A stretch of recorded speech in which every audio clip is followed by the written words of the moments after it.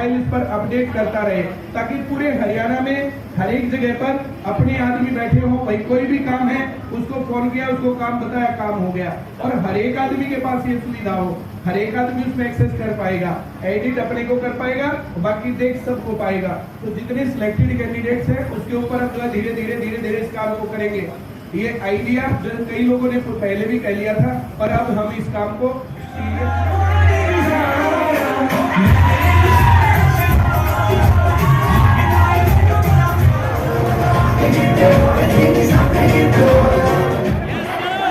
Ma'am के photo ज्यादा खींच लो, मेरे कम खींच लो।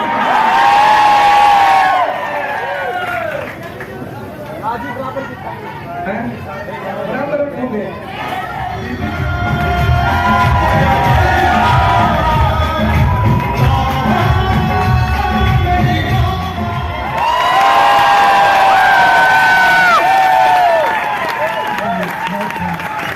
सर तो रोहित का उस लड़के का डांस दिखा दे।